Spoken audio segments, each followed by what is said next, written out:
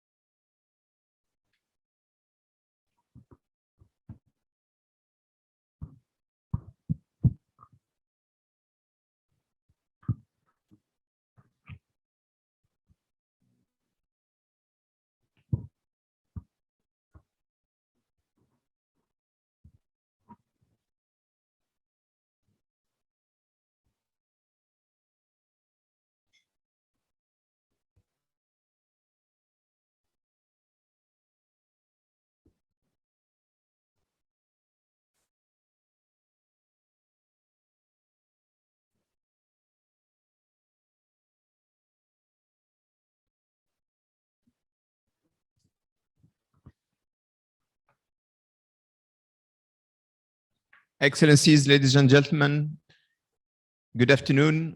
Welcome to the second day of the International Literacy Day. We are celebrating it in Abidjan, Côte d'Ivoire, co-hosted by the government of Côte d'Ivoire and UNESCO.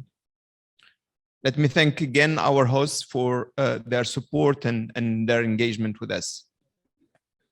Since 1967, UNESCO has awarded more than 506 UNESCO International Literacy Prizes. These prizes reward the outstanding and innovative projects and programs undertaken by government, non-government organization, private sector to promote literacy and non-formal education worldwide. As we mentioned yesterday, currently we have two types of prizes. The UNESCO King Sejong Literacy Prize, established in 1989 through the support of the Republic of Korea, and it gives special consideration to mother language-based literacy development. The second prize is the UNESCO Confucius Prize for Literacy, which was established in 2005 through the support of the government of the People's Republic of China, and gives special consideration to functional literacy, leveraging technological environments, and has considered literacy for adults in rural areas and out-of-school youth. The special session now is focusing on the laureates of 2022, and we have the pleasure to have with us first the laureate of King Sejong Literacy Prize. Let me welcome Mr. Vikas Sabata, Joint Director, Kalinga Institute of Social Sciences.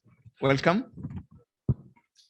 I would like also to welcome Mr. Walid Ali, General Coordinator, Senior Project Manager, Madrasa, United Arab Emirates, and Mrs. Joanna Alves Moscoso, co-founder and director, Native Scientists UK. Thank you very much for joining us today. I wish also to welcome Ms. Karina Alves, who will join us very soon, from the founder and executive director of the Institute in Côte, Brazil. I would like to welcome Mr. Japri Bujang Masli, who is the acting CEO of the Service Division Sarawak State Library from Malaysia. Welcome, sir. And last but not least, Mr. Masina Dikotla, Chief Director Officer, Molteno Institute for Languages and Literacy, South Africa. Welcome, sir. You can welcome them. You can maybe give them a hand. Thank you. Thank you. And congratulations again. We wanted to focus the discussion today on two key questions.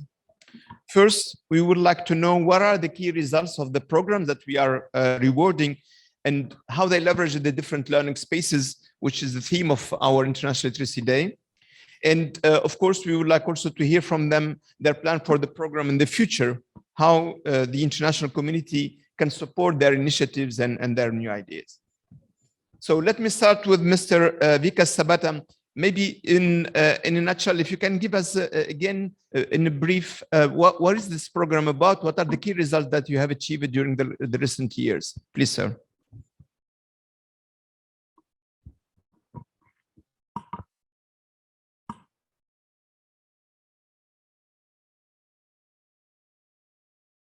I'm representing Kalinga Institute of Social Sciences. So we are one of the largest institution representing indigenous children across the globe, where 30,000 indigenous children studying free of cost. And this initiative started in 1992. Uh, I'm just coming out of the project. We got yeah. So we got this award for one of our initiatives known as mother tongue based multilingual education. So under this, as you know, we are dealing with indigenous kids. They're coming from different 62 tribes, including also there are 13 primitive tribes. So they have their own dialect. As you know, language is very important aspect of our life. In India, which is known for diversity, we have 780 languages. But last 50 years, India has lost more than 120 languages, and there are more than 200 languages which are vulnerable, extremely extinct in nature according to UNESCO. So when a kid from any kind of marginalized community or indigenous community, they come to the school, in primary school, they face difficulty while uh, you know coping with the course curriculum, which is mostly state developed or developed according to the regional languages.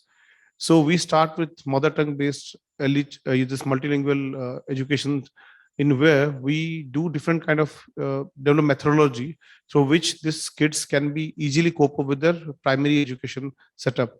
So we use the medium through pictorial kind of form, games, arts.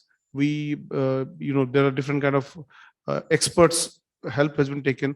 We tell them different kind of activities through which they can recognize basic things like colors, animals, like from the example, you'll surprised to know in many this indigenous dialects there is no words for car, there's no word for electricity, there's no words. So it is very difficult to develop new words for them. So with the help of peers, educators, community, we have developed this kind of in a curriculum for them. So you will be happy to know that as we started in a formal setup in 2013, 40,000 indigenous children are benefited by this program, and more than 50 numbers of resource person prepared every year under this mother tongue based multilingual education. There are We have able to create 16 child friendly indigenously culture enriched smart classrooms. 150 teachers are trained annually in this module. We have able to develop animated trilingual movies in 8 languages, 8 indigenous languages, and we are also able to introduce learning tools in 13 tribal languages. Uh, so besides that, we have also able to create a 35-day transactional curriculum, which is introduced 2 hours every day in the curriculum. So as you know, we have been language is a very important aspect for cultural, and it has to be very sensitive issue. We are working very closely with the community. We are very actively working with the educators. In this field, we need help from international community for capacity building of more teachers. We want partnering with education institutions, particularly working on the language for supporting mother tongue based curriculum design. We As you know, we are only able to successfully create learning more tools for 13 indigenous languages. We want to increase it more, and besides that, we want to create more theme based smart classroom focusing on individual indigenous groups, so for which we need support, and also for scaling up we need resources for the same.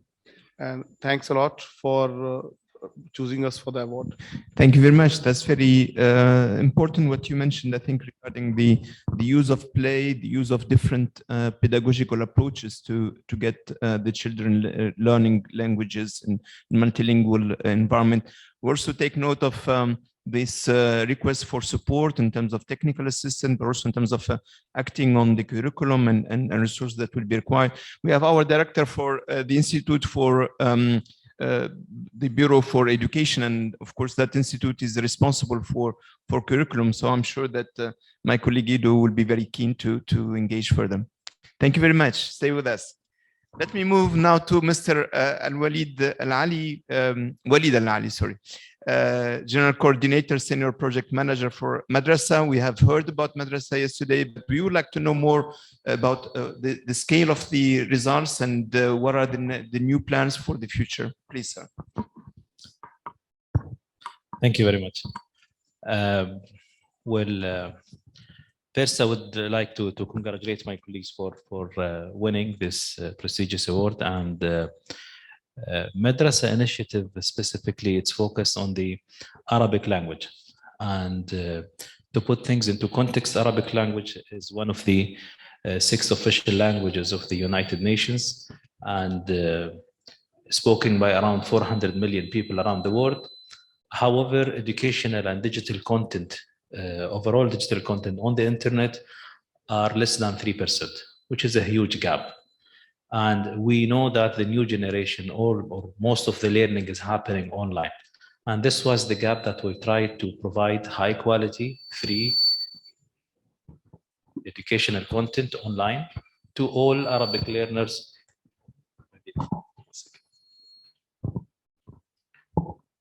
Okay, I think it's the one. So with that gap, we started the Madrasa initiative. In 2018, the platform was launched, providing 5,000 educational videos, high quality. We took all Khan Academy and we recreated all of that in Arabic. Then we added Arabic language literacy, which was a big challenge. And so far, we can say we have more than 75 million lessons provided through Madrasa. The Arabic language, specifically the Arabic literacy, we have 38 million lessons provided. The users are from around 50 countries around the world. We have grown the videos to 6,200 videos. The Arabic literacy language are only 1,200 videos. And we broke down the Arabic literacy specifically because the new generation was losing the interest and the love for the Arabic language, and the way they teach the Arabic language was not coping with the new generation. And that's why we embedded graphics, animations, engaging characters with the kids. And all of that was an effort to spread and support learning Arabic across the languages. We covered all the grades or the year ages. So in the math and science topics, we covered K-12, and we built it not to be, curriculum specific for a specific country. We built it to knowledge map, so everybody can benefit from this. The same for the Arabic lessons. We made sure to cover all grades. Even for kids, we developed kids' bedtime stories.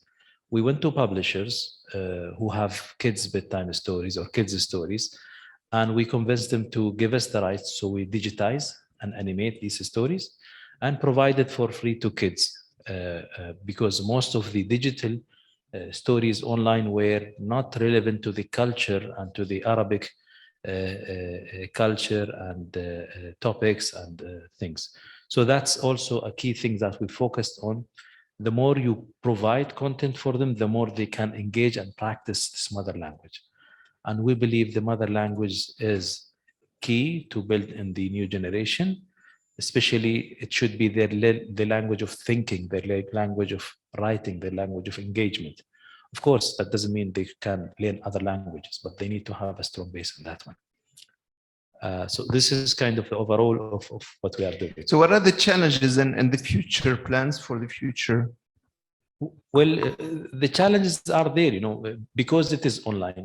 The theme of this year is learning spaces and rethinking about it. And we believe at Madrasa, being digital, we were able to, open endless learning spaces. However, the challenge of connectivity and access to technology is a big gap. And I think the whole UN will be discussing this in the coming few days in New York about, the technology, the Transformation Education Summit, and digital learning be key element or a right.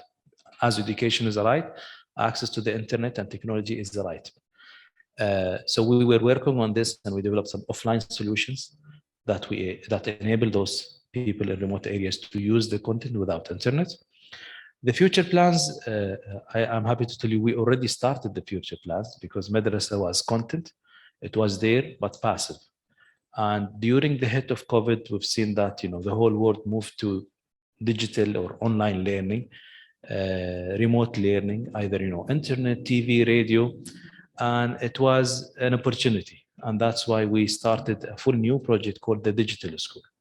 And in that one, we provide full learning experience for underserved communities around the world. And we focused on the whole learning experience, from content to teachers to systems, even to the level of accreditation. Right now, we are operating the digital school in 6 countries and in 3 languages: Arabic, English, Arabic, French, and Spanish. And we are expanding with the target of to reach 1 million enrolled students by 2026. So this is kind of the next of madrasa was content. Now we need to move to full digital learning experience. Thank you. Thank you very much. Thank you. That's very inspiring. Let me move to Joanna Alves. Your initiative on native scientists. When I was reading, I found it really very interesting how you work with the kids and scientists and how you make the science more accessible. So maybe you can tell us a bit more about the initiative, the results, but also the plans for the future and what we can consider in terms of support for your initiative, please.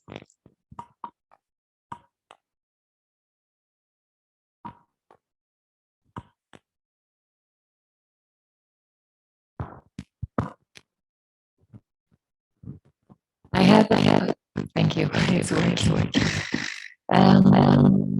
Yes. So native science is what we do is really connect children, especially children from underserved communities with science to promote scientific literacy and much more beyond that, to broaden their horizons and spark interest for science. And the story of native scientists is very linked to my own personal story. I discovered about bacteria for the first time in my life when I was 9 years old at school. And to learn at the age of 9 that there was a living world around us that we couldn't see just blew my mind. So I decided at the age of 9 that I wanted to become a scientist. And I wanted to become a scientist to study these bacteria. But there was a problem with that. It is that I come from a rural place with no access to science or even higher education. So when I was telling people around me that I wanted to become a scientist, the reactions were, "What? You're crazy. Don't do that. Go be something else." And you hear these when you're 9, 10, 11, 12, 13, 14. And eventually you're 17, you need to decide what you want to do. And for some reason, I did decide to become a scientist. And then when I felt a scientist for the first time in my life, this happened during my PhD at Imperial College, I then felt an urge to go to schools, to talk to children about my work so that I could break the barrier that I felt as a child for other children. And I was a migrant scientist in London, right? Speaking English, but also Portuguese and actually also Spanish, as English is my third language. So when I was doing this in schools, I realized that the barrier of accessing science was not the same for every child. And actually migrant children had a higher barrier to overcome. And UN reports and EU reports actually show that migrant children are twice more likely to underachieve in science than non-migrant children. So I thought that a special way to connect with these children would be to go to their schools and talk about my science, but doing it in the heritage language of these children or the home language of these children. And so The project started like this, and today we are in 9 European countries, and we cover 43 different migrant communities across 28 cities in Europe. And we have languages starting with Arabic and ending in Turkish. If we go through the alphabet, it's a total of 12 languages at the moment. Sorry, Joanna, maybe you can give us a kind of concrete case, something that happens, how it happens. Yes. Who are the scientists? Who are the learners? One specific case so that we understand a bit better how this functions. Yes. If you want to visualize, basically, let's think about Portuguese migrants in London. So we get together 4 Portuguese-speaking scientists that live in London, and we knock on the door of a London school that has a high number of kids from a Portuguese migrant background. And in an extracurricular activity, after the normal curriculum, they get together these kids in a room, and we bring 4 scientists. And we divide the 20 kids, or roughly 20 kids, into 4 groups. And it happens in a carousel teaching style or a speed dating format, where all kids interact with the 4 scientists. The scientists rotate until they speak to everyone. And so the kids get to taste different flavors of science from the different scientists. And everything happens in the heritage language, even though we are in a London school. And we call this the science tapas approach, because you have the 4 different scientists from 4 different fields of science usually. And the kids, they really understand that science can be important for them. And so this boosts their motivation for science. Kids see people like me can be scientists. So if I want to, I can be a scientist. And they also understand the value of language, because when you are a Portuguese kid in London, Portuguese is the language of go brush your teeth, go put your toys away. Why aren't you doing this? Go do something else. It's not the language of robotics, brain, cells. And so these kids now link their home language to something exciting and fascinating. They learn new vocabulary, and yeah, it shows them a different value of their heritage language. And how you choose the themes? Is it the learners or you or the scientists? It's the scientists. So each scientist is encouraged to develop their own activity. We give training to the scientists so that they are able to effectively talk to children, because for scientists it's a little bit difficult to, explain their work in a simple way.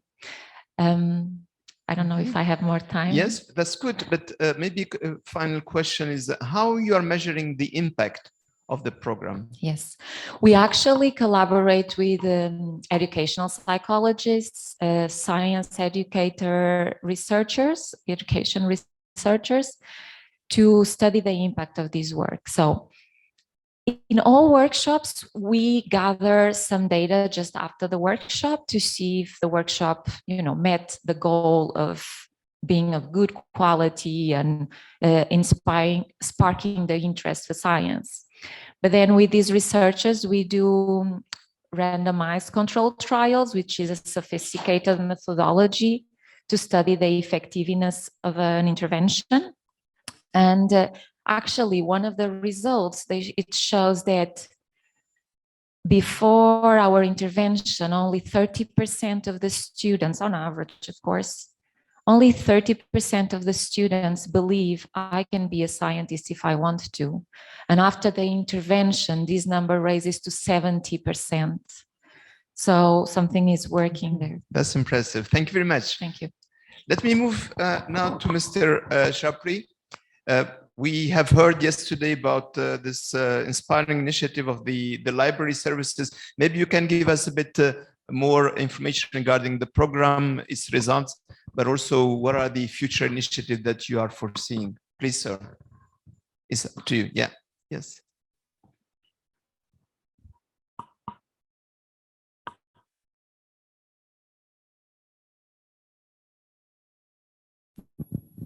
All right, thank you very much. Actually, the program of People Accessible Network for Digital Empowerment and Inclusivity, initiated by the Sarawak State Library, is very much triggered by the challenge of digital gaps among especially Sarawakians, the community in Sarawak. These are mainly due to geographical, even economic and also technical challenges.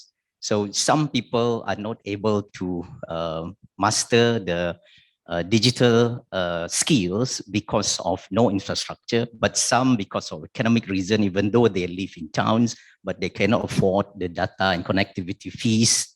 And then so there are some who are not having this opportunity because of their financial challenges, not enough money to pay for that. And especially the older generations, they don't have the skill, the knowledge to use all sorts of digital online services offered by various agencies, including governments and also private sectors. So Sarawak actually is very much concerned about developing the country to leapfrog from the so-called middle income into high income. So we really see the importance of ICT in order to help this. Even my chairman used to say that impossible is just an opinion.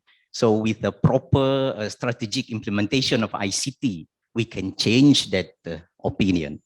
So that's why we use these programs, and both in terms of learning spaces, we optimize the use of physical, online, and also offline. Physical, we use the library networks, not just the state library, but also the libraries under the councils, the local councils. We are planning also to take over these council libraries so that we can enhance our digital literacy program. And the offline, we use what we call Pustaka in a box, where we can send to rural areas. It's a micro computers based on small computers that can act as local servers with the content of Pandey modules that they can use anywhere as long as they have electricity available.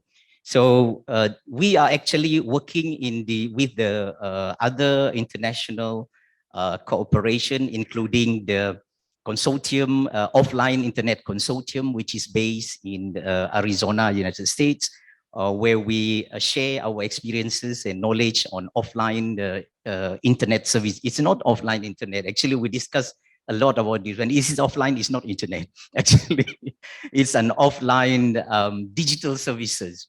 But in order to make it easily remembered by people, so that's why the consortium is called Offline Internet Consortium.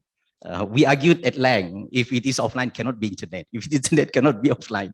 But the idea is to provide online services outside of the internet to local people, where we use micro computers, the Raspberry Pi as a server. And then in the 4 years from 2018 to 2022, actually, we have managed both physical and online, benefited more than 81,000 participants. We also have online learning solutions for that. For that online learning, at the moment, we have more than 10,000 registered students on it. And the whole thing is very much self-directed. Of course, we have moderators to help them to go through. Once they completed the module, they actually got digital certificates for that. We look forward to be working with the international community, especially while receiving this international recognition in the form of UNESCO Confucius Prize for Literacy, to help highlight our effort. We believe that this type of recognition will help us in advocacy in order to influence the decision makers on the importance of our efforts. If UNESCO have recognized us, there is no reason for local policy makers and also influencers not to support us. So that's why we really appreciate what you have given us, and we look forward to do more. And if there is any of you who wanted to learn, we are willing to share. But of course, like what my chairman used to say yesterday, it's good if you can come to Sarawak and we'll help you with our experience. But we also need to learn from experiences of others. In terms of inclusivity, we are not just opening this to everybody for free. I think what people used to highlight, especially girls and women, in our country, actually, girls and women are very well taken care of.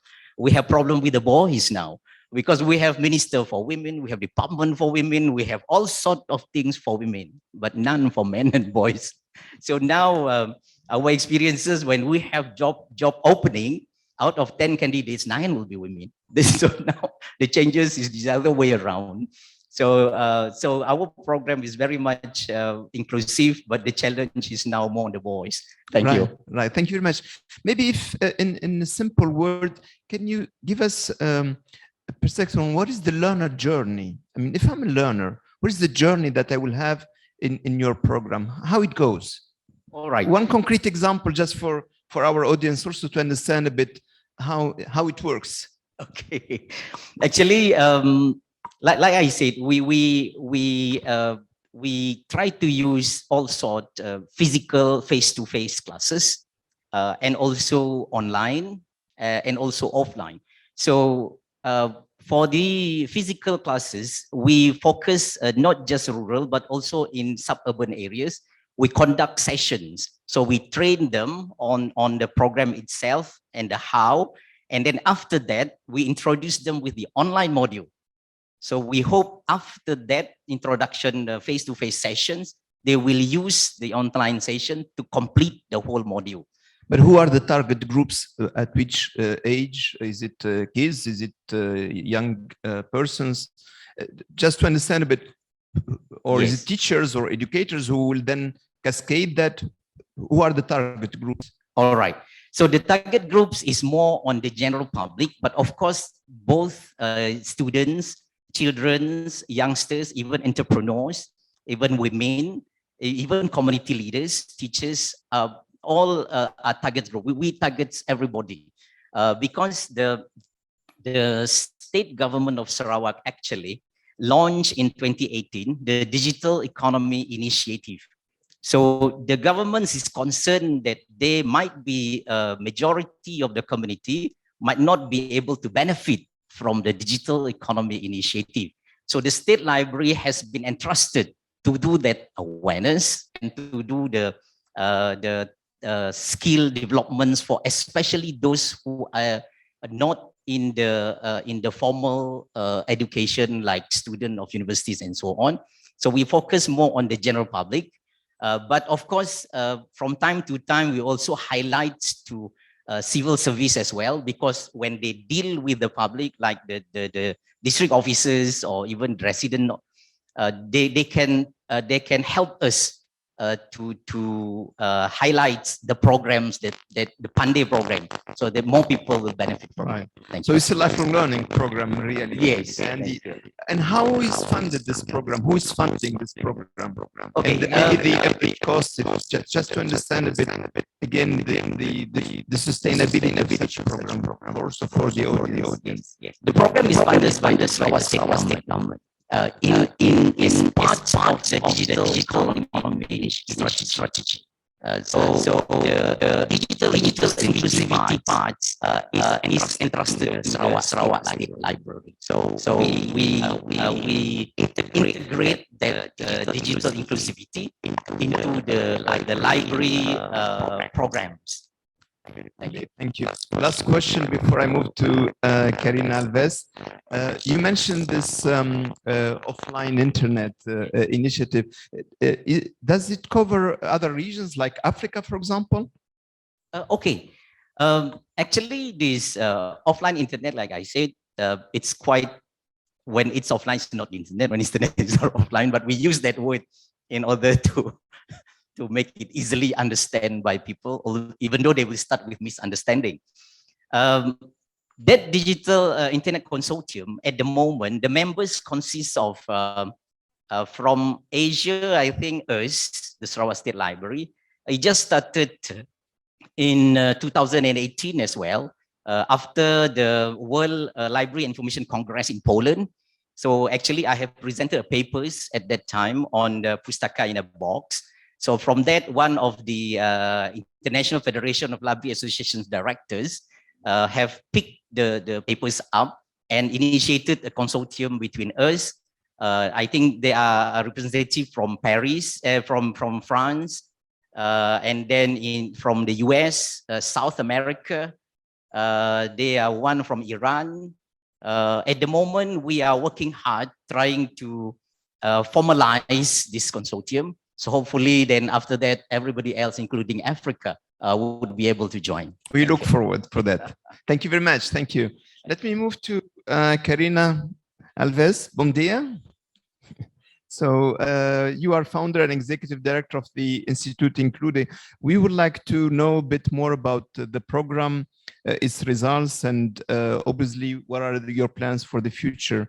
And just for our colleagues and warning, you'll be speaking in Portuguese, so but we will have the translation to French and English. Please use your earphones. Please, over to you. You can take the mic.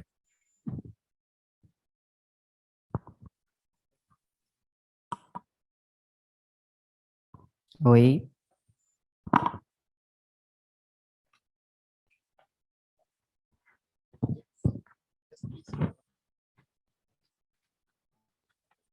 Okay, yes, go ahead.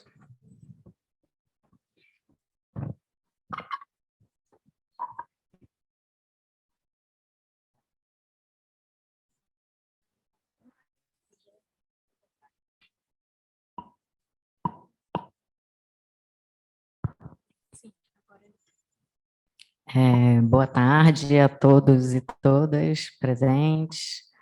É uma honra estar aqui Good novamente. afternoon and welcome to all of the participants. It's an honor to be here once again on the stage alongside the other prominent laureates.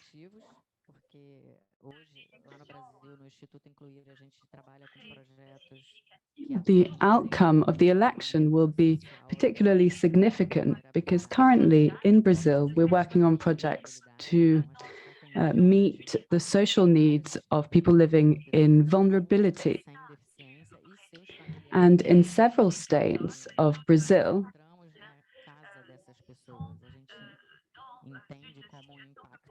people and their entire families are living in poverty. And thanks to our program, we're able to reach them.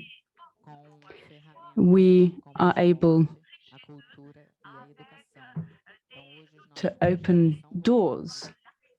We help them through sport, culture, and education.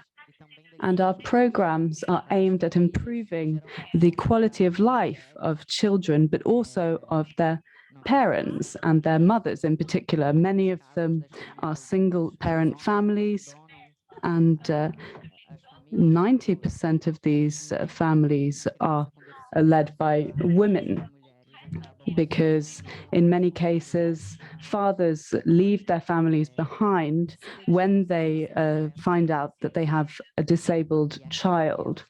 So these women are truly dedicated to bringing up these children single-handedly. And in many cases, they aren't able to take care of themselves. So what we aim to do is to take care of carers, of mothers who are taking care of their disabled children. And we do this by providing a support network. We have a number of projects based on sport, and we use sport, nutrition,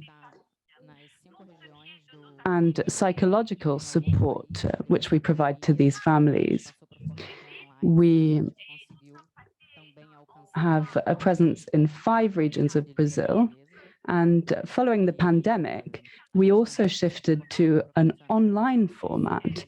So we were able to reach other single mothers in other Portuguese-speaking areas. We've been working to help children with disabilities through education, sport, and culture. And we link culture and education through the accessible literature program. This consists of books which are published in various different formats and which makes them accessible. You're almost a small UNESCO then. Maybe a few questions to follow up. First of all, how is the Institute funding its program? Who is funding those programs?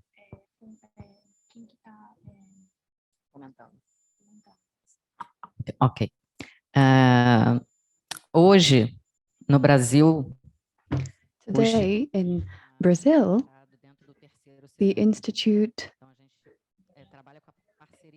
is part of the service sector, and we are working with public-private partnerships. We also have government grants, and we also have the support of private businesses through programs that enable businesses to have tax credits. This helps our institute. This enables us to have the means to reach many people as possible and reach as many homes. Obrigado. Maybe one an additional concrete question is, again, the journey of a learner, a person with a disability. What is, you were mentioning education, culture, nutrition. So how this works exactly in a favela in Sao Paulo or in other places, how this can work? ok. Através, né, por meio dos projetos esportivos, Well, through our sports projects, for instance, today there's a project underway that's called Including Communities. So we are present in communities in Rio de Janeiro, in favelas, also in São Paulo, but also in the state of Pará and other states. And how do these projects work? Well, we offer different activities, volleyball, all different types of disability-friendly sports. So this helps us to help children through school. So children go to school and then they take part in these sports activities.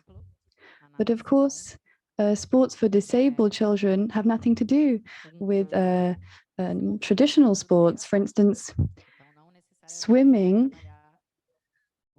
involves a body moving in water, but we can't organize traditional swimming lessons. What we want to do is improve the quality of life of these children. So we work with a basic initiation to sports that these children need to be fully a part of society. These sports is an opportunity for them to leave their homes and to become a part of society. Children say, well, we want to play football. Well, people say to them, well, you can't. There's no room for you there, because in sports clubs, there isn't the infrastructure necessary to have people in wheelchairs. There are no sign language interpreters. There's no one there for deaf people. So we're there to accompany and assist these children.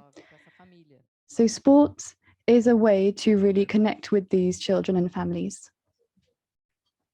Your program really illustrates the spirit of the International Literacy Day and connecting the different learning spaces. You're mentioning schools, swimming pool, football field. So I think this is something that we would like to see how it can articulate, and the action of civil society is critical here.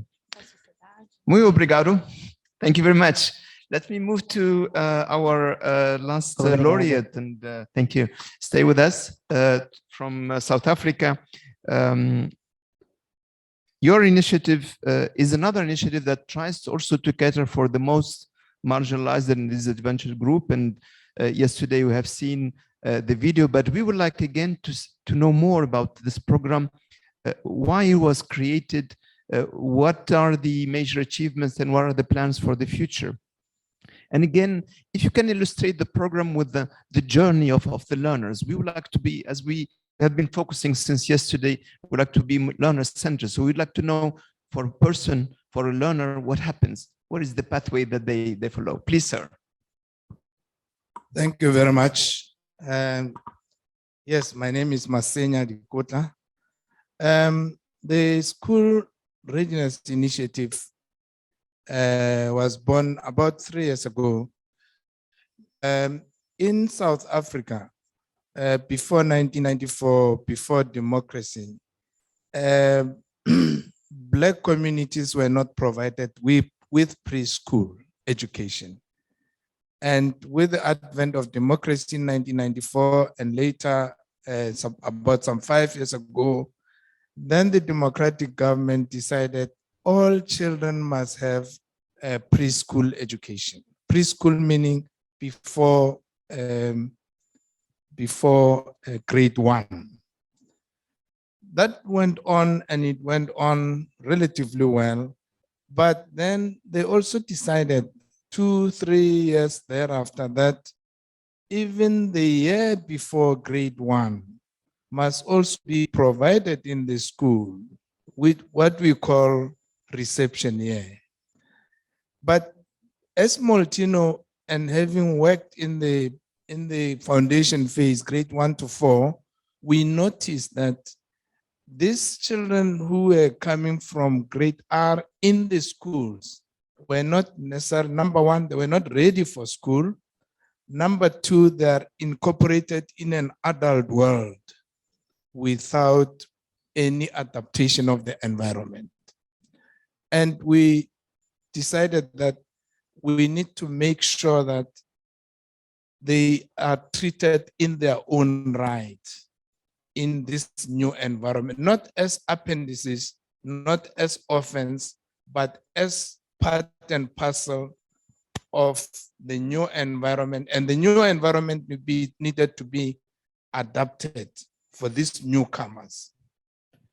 And now we then, together with the Department of Education, together with Roger Federal Foundation, we worked on a program to say, let us make this school, let us do school readiness program. And our main focus would be to make these children ready for school. That's okay, it's an obvious one. But in particular, let us make this school ready for the child. And therefore, we targeted the child. We said, we defined how a child should learn in a classroom. And we said, children must learn through play. Instead of being pushed into a classroom, sit into ordinary desks, put on their blazers and their ties and their tunics and everything else, we said, set them free. Let us put some fantasy corners in the classroom. Let us provide them with other learning aids and so on. But we also said, then the government said, we don't have enough resources. We said we are aware of that. Because then the children in the urban settings have got those, those learning grounds outside. And then we called communities. We said, the government is supposed to be providing you with this thing, and they don't have funds. So what are we going to do? We can't wait. You know this, you know that. And then that's when we pulled them into the schools, and then they brought their own skills. You know, some of these guys are builders, welders, and all kind of trade. And then we define to them what sort of equipment children will need so that they can learn while they're playing. And parents opened up because that's what they know. They came into the school, they worked with the principals, the teachers, and so on. So for the child, these children were now able to play outside, and then we gave the teachers tools for observing, for assessing these children. The tablet, where they observe the child without necessarily being aware that they are being observed. And as they record, the information goes into the tablet and it goes into our center. We are able to see, oh, Mary John can socialize, Mary John cannot socialize, you know, all those different dimensions of early child development. So, but what is important is parents, you know, I know that in South Africa, probably everywhere else, across the country, across the globe, schools always complain that parents are apathetic. They don't have interest in their children. But we realize that we should create space for parents to bring their own abilities, not to be incorporated into our own kind of created environment, but should work with them. Thank you. You mentioned this very interesting partnership in your organization, the foundation and the government's works. This partnership, how this is built to be sustainable as well. So all of us, all the three partners have got a role. The Roger Foundation is the funder. That's number one. The government is the beneficiary, and Molteno ourselves are the implementers. We operate, the government provides a policy environment where we can operate, and then we operate in that policy, and then Roger Federer provide the funding. Now, what that does for us is, of course, as a matter of precondition, we want the officials of the government to be part and parcel of this. How? As we provide training, technical training to these teachers, there is what they call curriculum advisors on the side of the government who are kind of shadowing us, so that because we are a project, they can expand this whatever good practice of the intervention, they can expand it to the other non-project schools. But also the responsibility of the government is further to say, if they have picked up some good practices, how are they going to sustain them? And then they begin to ask schools, they provide schools with a budget to say, now that we have got these natural playgrounds, this is the budget that you should use to maintain those. And then the schools are allocated some budget. Then the government is saying, not curriculum budget, you need to buy graded, put this process in the classroom. So in that, where we have done our work and we have left, things do not collapse. So how you are measuring in a kind of longitudinal perspective those kids who benefited from your program getting ready, succeeding in the education? Did you see results already? Yes, we do. We have developed some benchmarks of what type of skills should children exhibit in the first 3 months of the year, in the 6 months of the year, and at the end of the year. What should a child physically be able to do, psychologically be able to do, socially to be able to do, for us to say this child is ready, maybe 100%, not always 100%, but 80%, then we pass on this information to say, with John or with me, these are the kind of skills that are still lagging behind.